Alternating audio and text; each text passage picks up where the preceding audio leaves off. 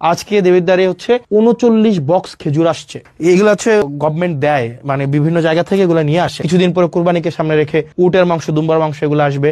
আমরা চাই এক পয়সা যেন, যে জিনিসটা আপনারা যেন বুঝে পান। আসসালামু আলাইকুম ওয়া রাহমাতুল্লাহি ওয়া বারাকাতুহু। আজ আমার আলোচনার বিষয় হলো উসমানীনগরের জন্য সরকারের দেওয়া খেজুর বিতরণ নিয়ে।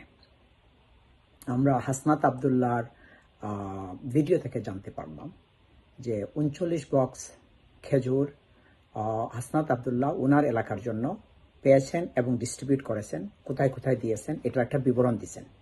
কিন্তু সাধারণ মানুষ যারা উসমানীনগরে থাকেন তারা জানতে চায় যে আমাদের খেজুরটা কি এসেছিল, আর যদি এসে থাকে কাদের মধ্যে বিতরণ করা হয়েছে এবং কত বক্স বিতরণ করা হয়েছে, কাকে কত বক্স দেওয়া হয়েছে। মাদ্রাসা, কিছু কিছু মাদ্রাসাতে আমরা খবর নিছি বা মসজিদে খবর নিছি, তারা কেউ খেজুর সম্বন্ধে কিছু জানে না।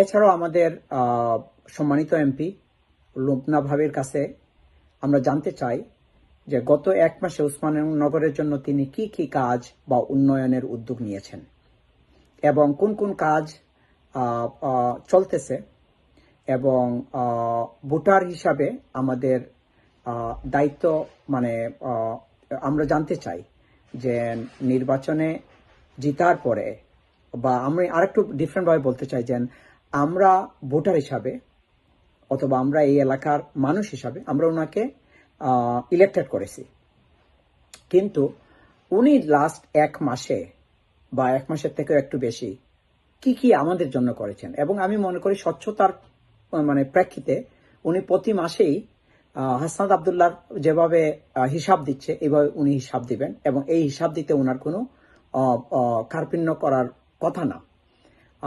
যদি কোনো অসুবিধা না থাকে, স্বচ্ছতা তখনই থাকে যখন এর মধ্যে কোনো লুকাচুরি নাই, এর মধ্যে কোনো গরমিল নাই। গরমিল থাকলে মানে রিজন বানানো যাবে।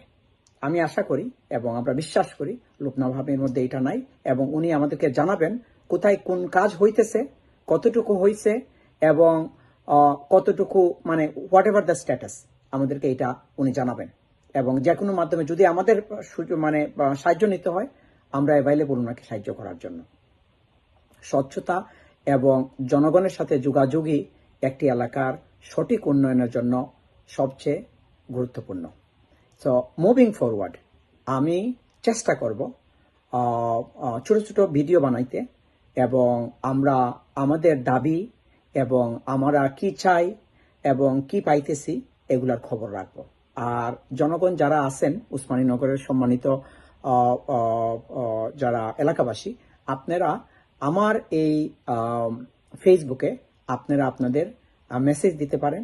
আমরা চেষ্টা করব এইটাকে রেগুলার বেসিস আমরা আপনাদের সাথে মানে যোগাযোগ করতে, এবং আমাদের সম্মানিত এমপির সাথেও যোগাযোগ রাখতে, এবং যোগাযোগের মাধ্যমটা হবে ভেরি ওপেন। এইখান থেকেই আমরা কি চাইতেছি, কি পাইতেছি ওনার কাছ থেকে, এটার রেগুলার একটা জবাবদাহিতার ব্যবস্থা করব।